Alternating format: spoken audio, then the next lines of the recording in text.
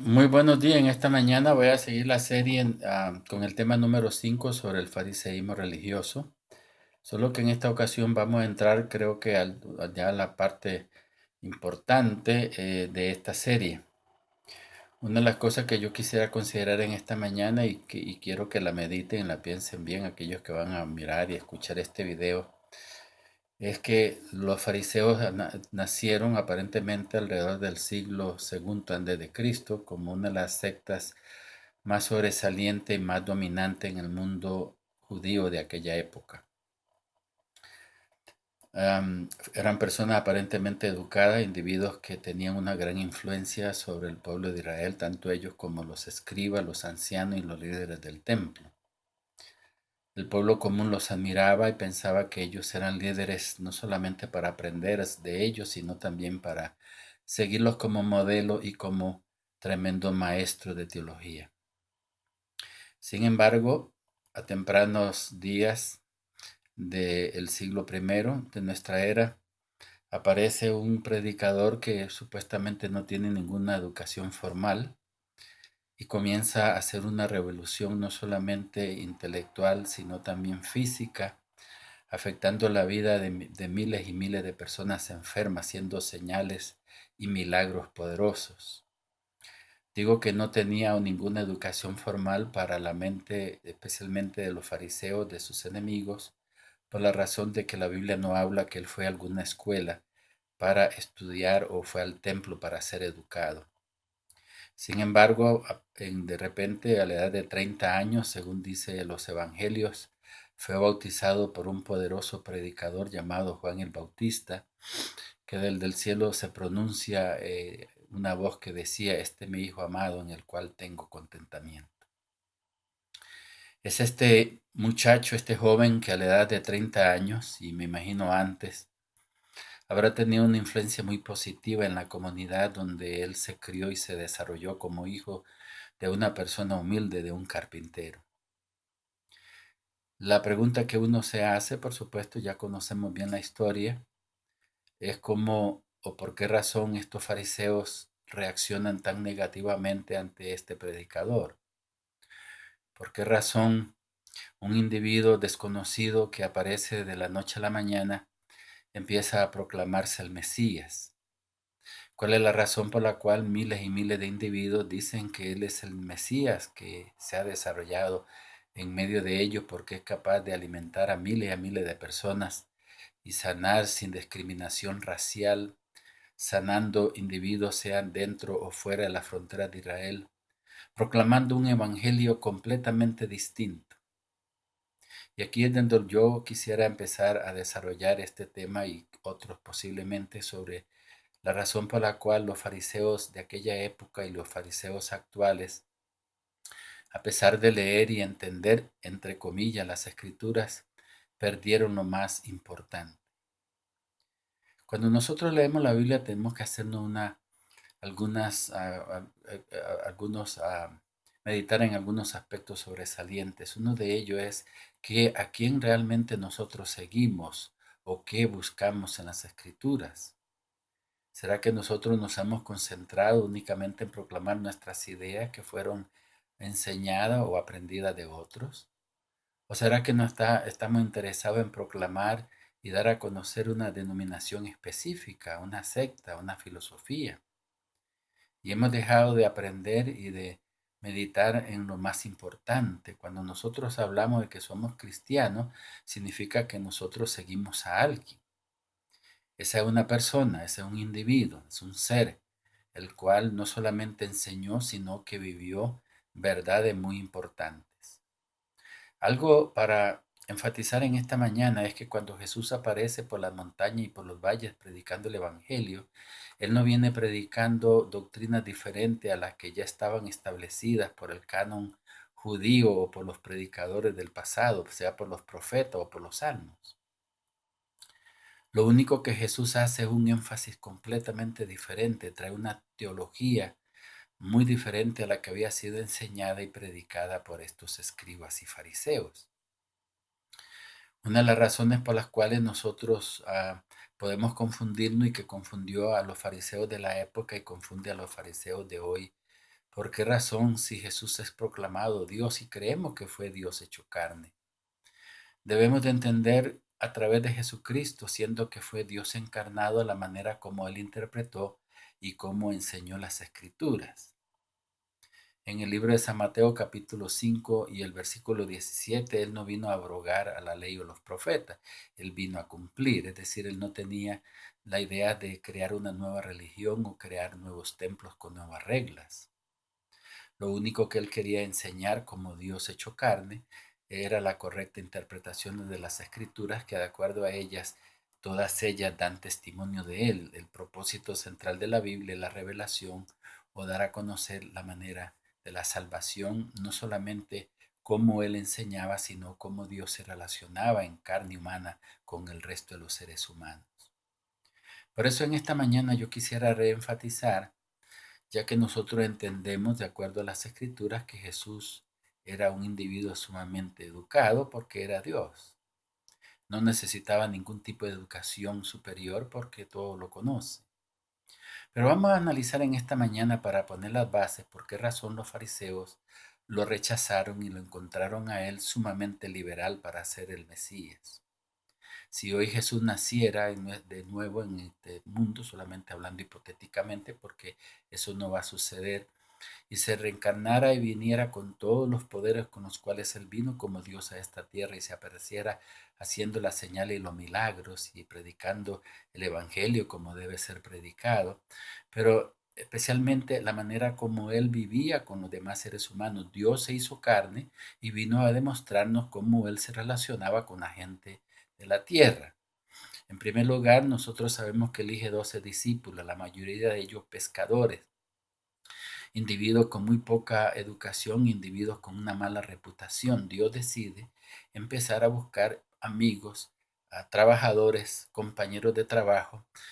No lo fue a buscar a la sinagoga, ni a las universidades, ni a empresarios. Fue a buscar a la gente humilde, mal educada, mal hablada, y empezó a educarlos. Es decir, Dios de esta manera nos demuestra cómo todavía Él actuaría si Él se encarnara sobre la tierra. Una de las cosas importantes, no solamente vino a buscar a los a predicadores o a pescadores de ese tipo, con esa naturaleza educativa y cultural, sino que en su vida y en su ministerio vino a enseñar cosas muy diferentes a las que se enseñaban en las escuelas de teología del momento y en las iglesias. En una ocasión él enseñó que nosotros debemos de amar a nuestros enemigos. Anteriormente Moisés había enseñado ojo por ojo, diente por diente. Él dice debemos de bendecir a quienes nos ultrajan y nos maldigan. Otra cosa sobresaliente fue cómo Jesús colocó a la mujer en un pedestal mucho más alto del que el mundo judío la colocaba. Para la época del Antiguo Testamento y en la época de Jesús, la mujer era una persona de segunda naturaleza o segundo grado de importancia. No tenía mucho valor. Y Jesús en muchas ocasiones dijo cosas especiales como esta. En un momento dijo, no están ustedes autorizados para repudiar a la mujer por cualquier razón, dejarla que ya tienen para irse con una más joven. Les dijo, estableció categóricamente, eso fue en el pasado. Ahora para ustedes poderse divorciarse debe ser por causa de divorcio. Defendió a una mujer en adulterio. En Juan capítulo 8, un día vamos a hablar de este evento. Ella fue tomada, ya había sido filmada con un celular. Vamos a imaginar con un celular, ahora que hay tantos celulares o millones de celulares que podemos filmar. Imagínense, en esta multitud tenía piedras en la mano porque cada uno tenía un celular, un smartphone, el cual habían tomado no solamente fotos, sino un video completo, y se la llevaron a Jesús y dijeron, de esta manera nosotros la tomamos y debemos de matarla porque así Moisés lo exige en el Antiguo Testamento.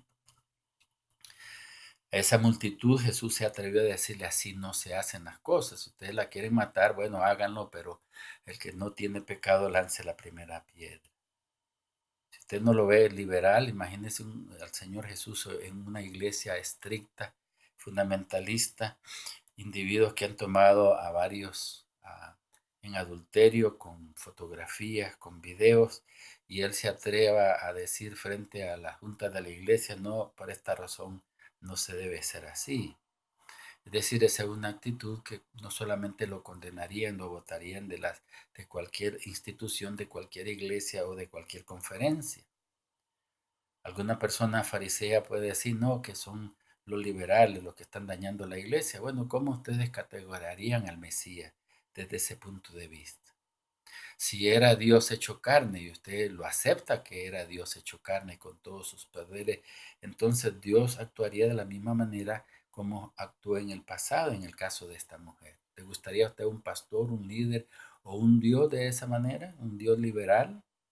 Un Dios que se atrevió a sanar a miles y miles de personas sin importarle el credo religioso, sin importarle que fueran judíos, sin importarle que fueran circuncidados o no circuncidados. Un Dios que sanó cuando estuvo encarnado sobre la tierra a miles y miles de personas que no creían como en Él, quizá muchas personas ateas o con preferencias sexuales diferentes. ¿Le gustaría a usted tener un Dios de esa manera otra vez sobre la tierra? ¿Qué piensa? Cuando Jesús fue enjuagado, sus pies fueron enjuagados por una prostituta antes de morir. Ustedes conocen ese episodio en Juan el capítulo 8 y uno de los líderes que lo invitó les dijo, si conocieran realmente quién la esté limpiando los pies, él no se dejaría. Era una prostituta que le estaba lavando los pies antes de que lo matara. Y para ir cerrando esta parte, ya que el tiempo ha corrido, en el libro de San Mateo capítulo 9 encontramos un episodio muy importante donde Jesús está sentado, Mateo 9:10, estando él sentado a la mesa en casa de muchos publicanos y pecadores que habían venido y se sentaron con él. Si estaban sentados en una mesa, me imagino que Jesús iba a sus fiestas, a su cumpleaños, iba a celebrar, a estar con ellos en las diferentes ocasiones donde los pecadores se reunían. Estos eran votados de las sinagogas porque la escoria eran personas que eran entre ellos prostitutas, eran ladrones, eran mentirosos, eran avaros, eran quizás homosexuales. Y Jesús les dijo a ellos, siendo que lo estaban reprochando al mirarlos sentados sobre la mesa, les dijo, los que están sanos no tienen necesidad de médicos sino los enfermos. Misericordia quiero, porque no he venido a llamar justos, sino a pecadores al arrepentimiento. Así que el Dios que se encarnó era un Dios que se gozaba con este tipo de amigos y se rodeaba con la escoria de la sociedad. Ese es el Dios que se predica en el Nuevo Testamento. Si tú pretendes ser seguidor de Jesús, tú tienes que imitarlo, no solamente en la filosofía que enseñaba, sino en la manera que se comportaba con los demás. Y para terminar, en Mateo el capítulo 11, versículos 18, fue acusado de que era un comilón y que era un bebedor de vino. Vino el Hijo del Hombre, dice Jesús, que come y bebe, y dicen aquí un hombre comilón, bebedor de vino, amigo de publicanos y pecadores. No me digan a mí que era vino de ese, la uva, de ese que se puede encontrar ahora en una botella no fermentado. Am, Eso solamente se lo dejo para su investigación. He aquí un comilón y bebedor de vino, sentado a la mesa con publicanos y pecadores. ¿Qué tomaba, qué comía? Bueno, eso no lo vamos a meditar en esta mañana porque sabemos que habían ciertas reglas judías, etcétera, etcétera. Pero en esta mañana el desafío es, ¿por qué razón ustedes piensan entonces que los fariseos, los escribas, los ancianos, los líderes de Israel odiaron tanto a alguien que vino a sobreenfatizar, a poner las escrituras como debieran ser interpretadas y analizadas? Cuando nosotros vemos la actitud de Jesús, no solamente su manera de hablar, su manera de vivir es lo más importante. Él vino a buscar a pecadores. Y si tuviera que volver a nacer y encarnarse, lo veríamos haciendo exactamente lo mismo. Por esa razón es muy importante para aquellas personas que pretenden ser líderes de iglesia o seguidores de Jesús, deben de seguirlo a Él, deben de imitarlo específicamente a Él, no solamente lo que enseñaba. Póngase a analizar muy bien su énfasis espiritual y el énfasis de la escritura, pero especialmente con quién y cómo se relacionaba con la gente.